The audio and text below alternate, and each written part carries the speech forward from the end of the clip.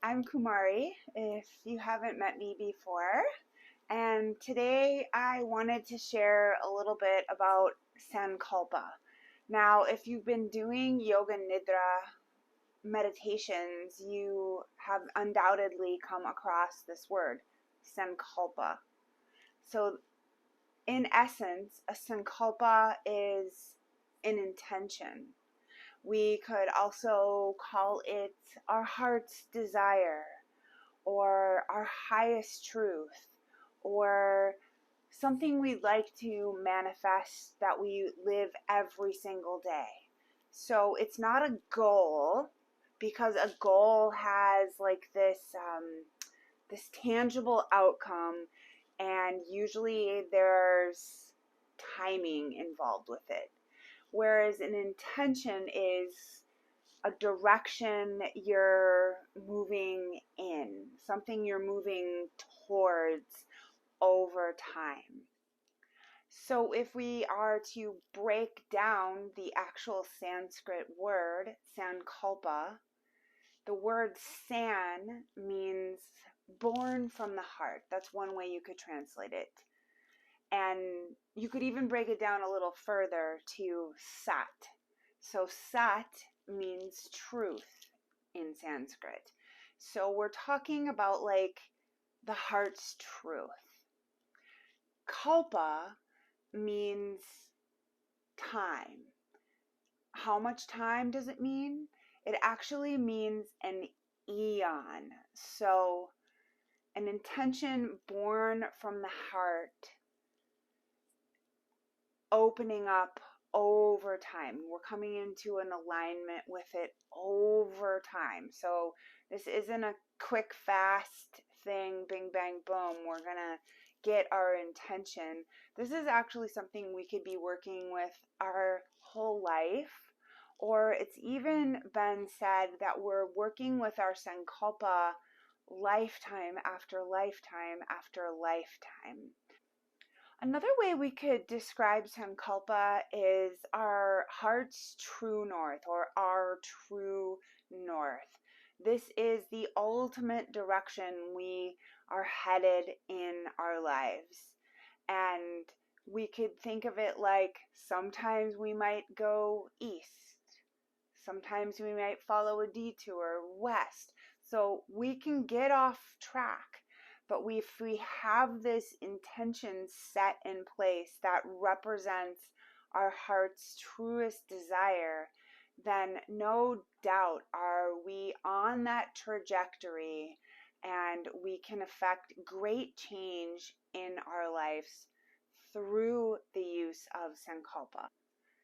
So before we get into how to create your own Sankalpa, let's talk about the profound effects a Sankalpa can have in the Yoga Nidra practice.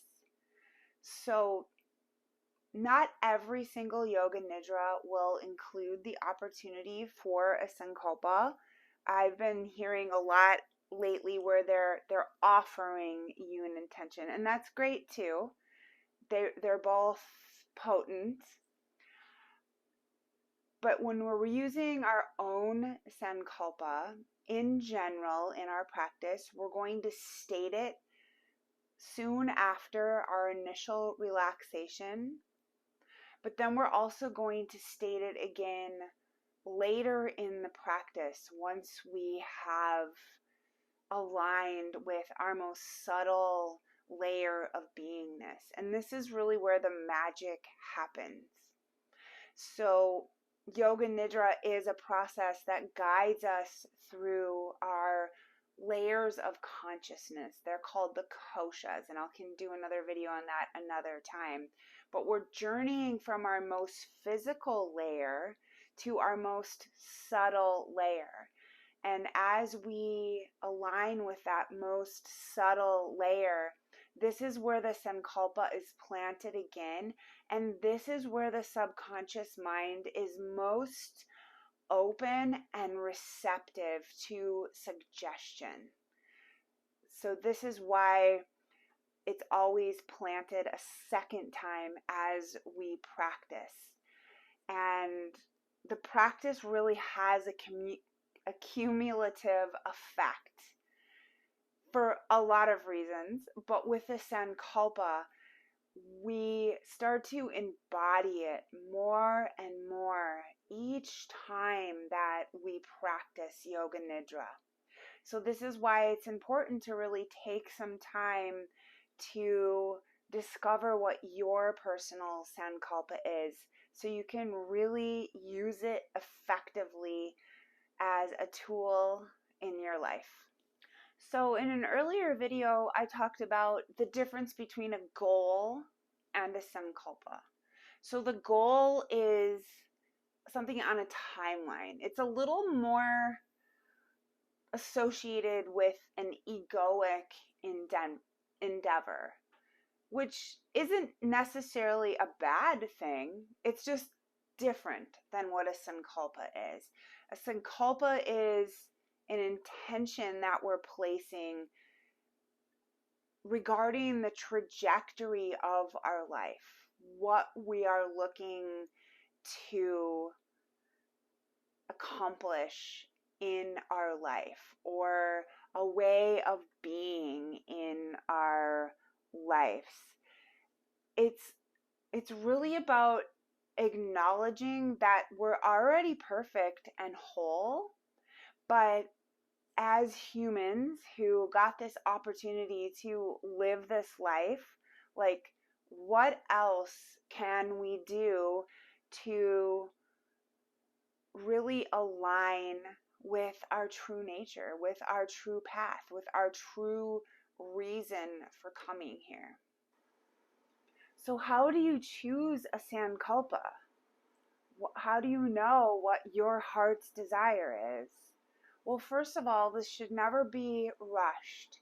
This is an activity or an assignment to yourself to get quiet and really tune in to the messages you're receiving from your higher self. And this could happen during a Yoga Nidra, or during a walk in nature, or during your daily meditation. But here are a few guidelines to help you choose your personal Sankalpa. So the first step in choosing a Sankalpa for yourself is that it must really resonate. It should invoke a sense of alignment. It should really feel like, yeah, that's it. Like, you feel it in your whole body. You have a positive feeling from thinking about your heart's desire, your personal intention. But this could take time, so allow that time. Sometimes you might think of a Sankalpa and just sit with it for a few days, and then it might morph into something else. Or maybe just part of the statement becomes your actual Sankalpa. The second step is, it's got to be in the present tense. It's got to be in the present, like right here, right now. It's shining a spotlight on what you do want right now. For example, I love and accept my body just as it is, instead of, I really want to change my body so I look better, right? Can you kind of feel the difference? Like, I love my body right here, right now, just as it is, versus I'll love my body once it changes. The next step to creating your Sankalpa is that it should be really concise. It could be a word, or it could be a short statement. It could even be a feeling that you have. So the reason it should be concise is that sometimes if they're longer, you might forget it. It kind of loses its energy if it's this 2-sentence statement. So something just simple and concise is ultimately the best. And one more step to creating and choosing your Sankalpa. It's got to be about you. It's not about someone else that you want to affect you. It's not about the future or the past. It's right now, right here, about you, your life, and what your heart's desire is.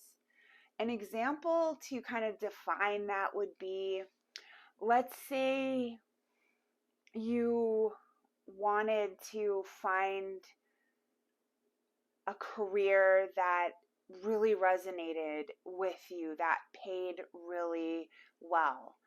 And what's prompting that is that you're not getting paid well right now, or your boss doesn't respect you, or any number of things. But really, the core essence of that desire is that you're worthy of that. You're worthy of having a great career. You're worthy of getting paid what you're worth. So try to break it down as much as possible. This Sankalpa, the word kalpa actually means an unfolding over time, a long period of time. Specifically, in that translation, a Sankalpa is an eon. That's like 1 billion years. So some people are wondering, like, oh, do I have this? Am I working on this my whole life? Here's your answer.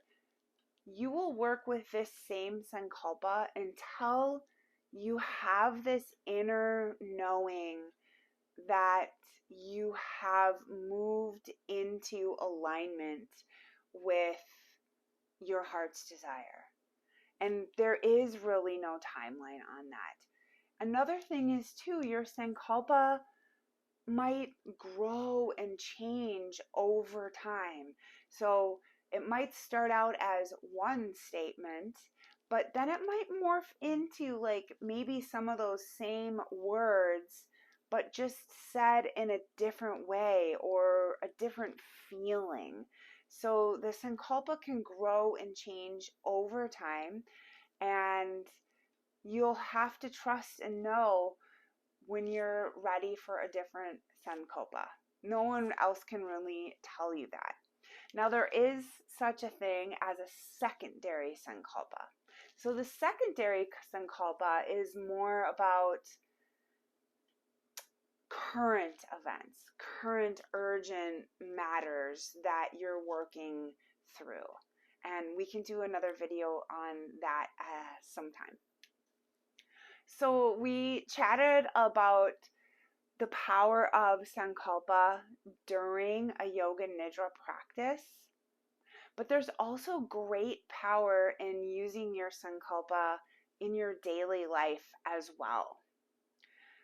For instance, let's say that you're in a situation where you're starting to feel stressed or frustrated.